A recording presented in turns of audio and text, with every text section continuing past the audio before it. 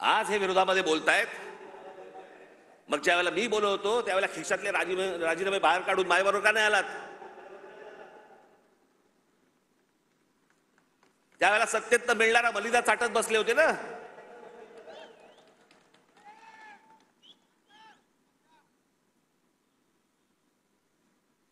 आज ह्यांना या गोष्टी सुचतायत.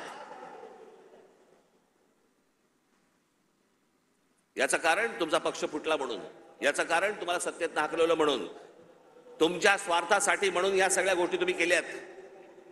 मी त्या गोष्टी नाही केल्या. मला भूमिका नाही पटली म्हणून मी विरोध केला. मला त्याच्या बदल्यात काही हवं होतं म्हणून नाही विरोध केला.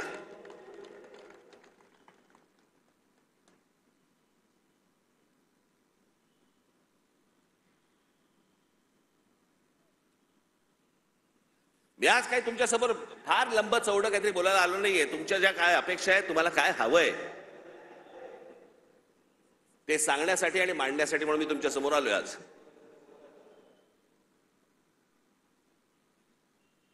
नरेंद्र मोदींकडनं कसं आहे, आज तरुण, आज आम्ही दुपारी तर बोलत होतो, 2006 साली ज्यावेळेला मी पहिलं महाराष्ट्र नवनिर्माण पक्ष स्थापन केल्यानंतरचं पहिलं भाषण ज्यावेळेला मी इथून केलं होतं,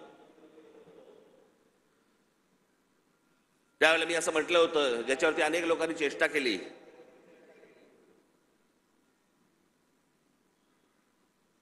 मी म्हटलं होतं की माझ्या महाराष्ट्रामधला शेतकरी हा जीन्स घालून ट्रॅक्टरवरती बसलेला मला शेतकरी मला अपेक्षित आहे, हवा आहे भविष्यात.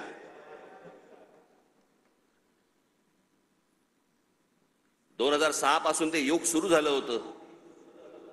आज या जगामध्ये सगळ्यात तरुण जर देश कुठचा असेल, तरुण, तो आपला भारत देश आहे, हिंदुस्थान आहे.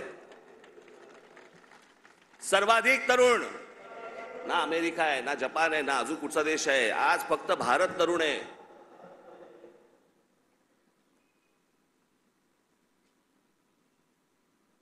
या तरुणांना, या तरुणींना शिक्षणाची गरज आहे, चांगल्या शिक्षणाची गरज आहे, तंत्रज्ञानाची गरज आहे, उत्तम नोकऱ्यांची गरज आहे, उत्तम व्यवसायाची गरज आहे, त्याच्यासाठीच्या मार्गदर्शनाची गरज आहे. त्याच्यासाठी म्हणून राज्य सरकार आणि केंद्र सरकारने आता काम केलं पाहिजे.